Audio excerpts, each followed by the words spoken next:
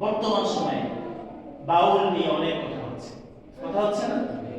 বাউল মানে কি? সংক্ষিপ্ত কথায় বাউল মানে ফাউল। বাউল মানে কি? ফাউল।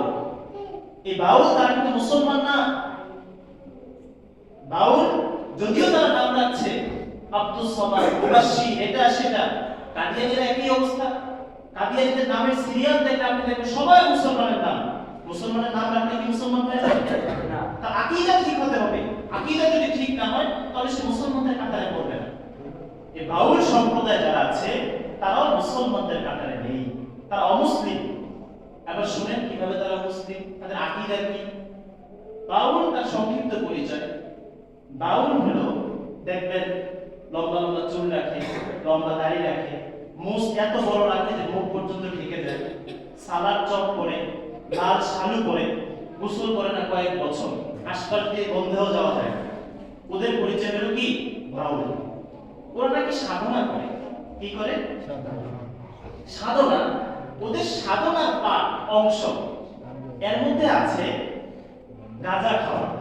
কি খাওয়া? গাঁজা খাওয়া, এটা নাকি সাধনা। গাঁজা খেতে খেতে কায়া মাতাল হয়ে গেছে, এটা নাকি সাধনা। তারপর গান বাদ্য করা, এটা তাদের সাধনার অংশ। নারী পুরুষ অবাধ মিলামেশা করা, ৫-৭ জন যুবতী নারীর সাথে মিলামেশা না করলে এটা নাকি সাধনা কমপ্লিটই হয় না। এই চিন্তা চেতনা যাদের ভিতরে আছে তারা কি মুসলমান থাকতে পারে? না। এবার তাদের সম্পর্কে একটু বিস্তারিত করি। আল্লাহ রাব্বুল আলামিন সম্পর্কে আমাদের ধারণা বিশ্বাস হলো আল্লাহ হলেন একমাত্র সত্তা এবং তিনি আমাদের রব।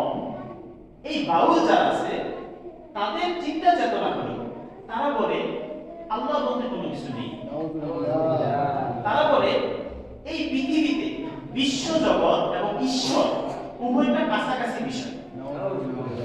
বলে এই বিশ্বের মধ্যে যে মানুষরা আছে ওই মানুষদের ভিতরে একটা পরমাত্মা আছে। মানুষ যখন মেহনত করে সাধনা করে, গাঁজা খাইতে খাইতে কয়েক বস্তা খাইয়া ফেলে, তারপর নারীদের সাথে কুকাম করতে করতে কয়েক শত সেঞ্চুরি করে ফেলে, তারপর গোসল করবে না, গান বাদ্য এইগুলোর মধ্যে যখন তারা জীবন কাটাবে, এক পর্যায়ে যে যার সাধনা যত বেশি হবে, সাধনা করতে করতে ওই ব্যক্তি ঈশ্বর হয়ে যাবে। এবং তাদের কথা কি, নিজেরাই মেহনত করতে করতে তারাই ঈশ্বর হয়ে যায়। এটা হলো তাদের চিন্তা। নবী সম্পর্কে তাদের চিন্তা হলো তারা বলে আল্লাহ এক নাম হলো আহাদ। আল্লাহ রাব্বুল আলামিন এই আহাদ নামের মধ্যে মিম লাগালে কি হয়? আহমদ। আহাদের মধ্যে মিম লাগালে কি হয়? আহমদ।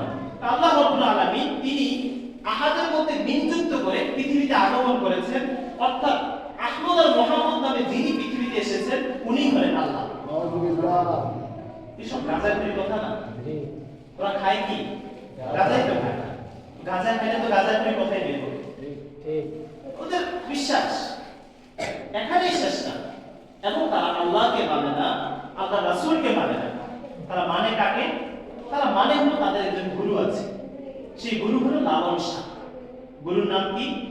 লালন শাহ, যিনি কুষ্টিয়াতে জন্মগ্রহণ করেছেন এবং কুষ্টিয়াতেই তার দাফন করা হয়েছে। তাকে যে দাফন করা হয়েছে এই দাফনটা কোনো ধর্মের সিস্টেম অনুযায়ী হয় নাই। তার কারণ হলো সে তো কোনো ধর্মের বিশ্বাসী ছিল না, সে তো মুসলমান ছিল না।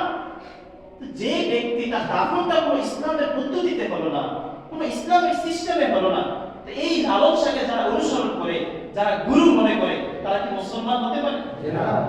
এখানেই শেষ না, তারা কালিমার মধ্যে পরিবর্তন করে ফেলেছে।